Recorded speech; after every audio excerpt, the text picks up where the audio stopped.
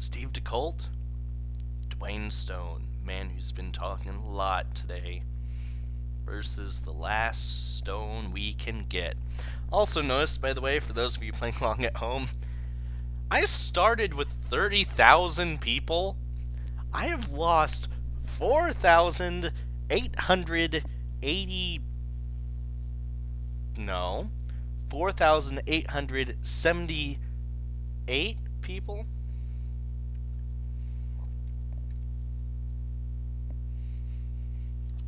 Yes. 4,878 people. I've had some 30s. I've had some 25. So, save scumming sucks. Also indicates that I was on the lower. I guess my expected amount was somewhere in the 20s. 25, 28? I don't know. Crap. So this is our main event. We got Steve DeColt, guy who's been running his mouth all night, versus Duane Stone, the man who came back from Japan. The man from Japan. Haha, I'm Tim Whiteman, nobody likes me. Man who came back from Japan, Black Cobra, here to defend the Stone family honor after we just saw Dan get put through a table by Steve.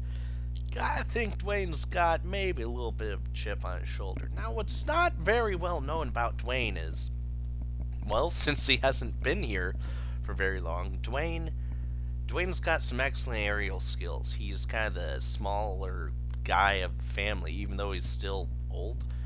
So it's kind of weird, because you expect cruiserweights to be young for some reason. Well, what about that Dark Angel way back when? We don't talk about him. He went back to the British Isles. Anyway.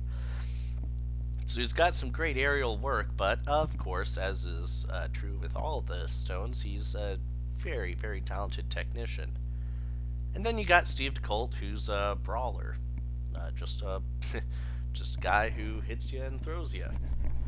So this is a good matchup of complementary workers, or at least contrasting workers. And really, aside from the fact that I don't got a reason to like Steve DeColt at all, I'm pretty excited about this one. You know, we see as they circle, Duane not really too put off by Steve's early antics here, though you have to think again that he's pretty angry. They come together in tests of strength, which, as we all expected, Steve wins, shoving him into the turnbuckle, but coming in with a clothesline. It looks like DeColt's in this to end it early. Kind of weird. Usually he toys around a little bit more, and oh well, we see him just let the guy up after one. Duane was probably not going to stay down for the three, but still, it's a little bit insulting to have the guy lift you off the mat like that. And we see a nice hurricanrana. Hurricanrana. Has there been a hurricanrana? That would be funny, aside from the fact that hurricanes cause, like, damage. A lot of damage, especially to unprepared areas. A lot of damage. You know what would be interesting? Not really interesting. What would be something that someone could research? I wonder when the period of most devastating hurricanes, like, I don't know, how long ago was Katrina? Was that 5 years, something? Easily a decade. I know that, and there's, what was it? Was it Ike?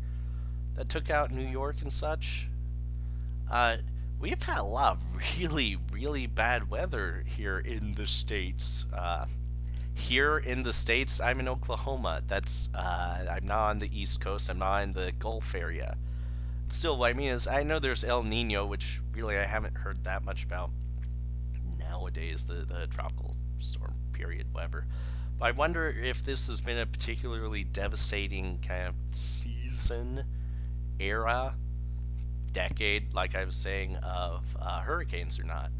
And yes, I know this isn't commentary. As you can tell, I've given up already so much because I know this is terrible. But I don't know. See, what's interesting... Yeah, screw it. Who wins? DeColt Stampede. Yeah, Steve DeColt. Well, duh, I like him. Uh, Charisma, star quality. Ooh, that's good. Charisma, star quality. High morale. Why does he have high morale? Who did I hire that he liked? Good gimmick. That's a big thing. So yeah, I should have, put Duane over.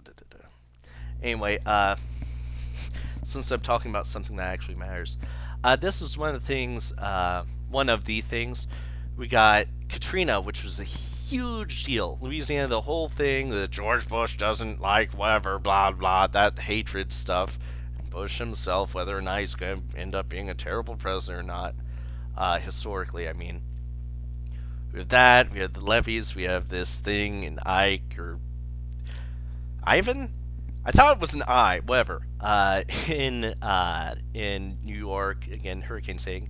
It makes me think that hurricanes are worse now than they have been before because, of course, culturally relevant to me. 25 here, so I don't know early stuff. I was born like right in the 80s, late 80s, well, 88, 80s time period where people are getting laid off. Dad actually got laid off, I think.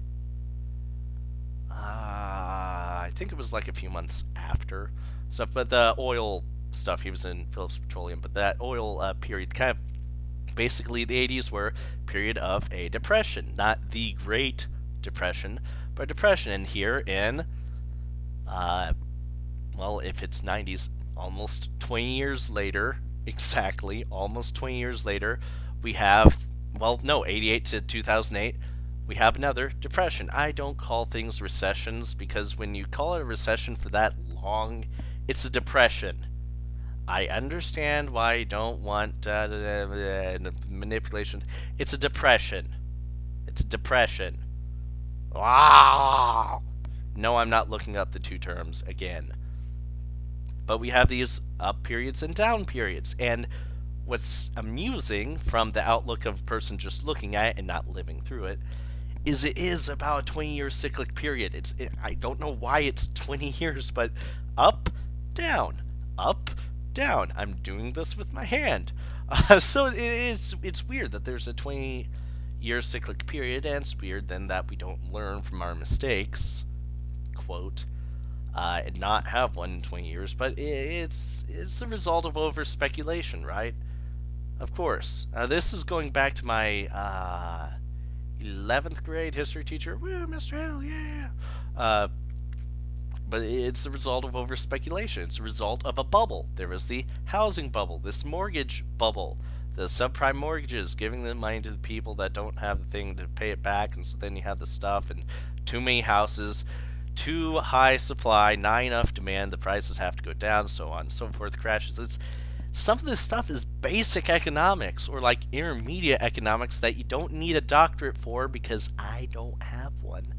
And I understand, admittedly, looking back, because I didn't make any predictions because I didn't care because I wasn't looking at it, but still, there's all this stuff that's kind of basic that makes me ask, why is it every 20 years-ish?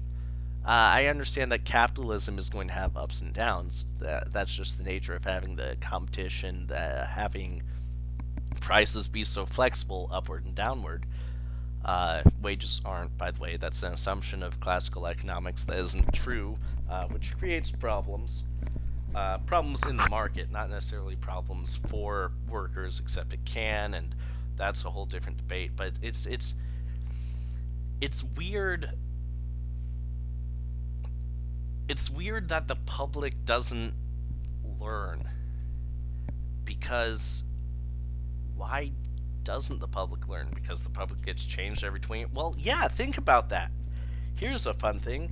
Think about that. If 20 years, like I grew up, I'm born in that terrible period. Let's say that I'm 30 right now, even though I'm 25, but let's say I'm 30, I'm like really young, and they go through that period. Now I'm 25-ish, the early adulthood period, when the next crisis is going to happen.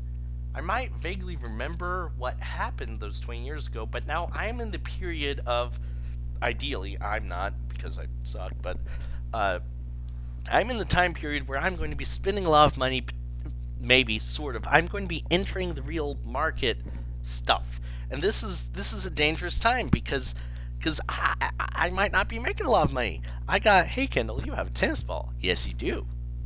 Yes, you do.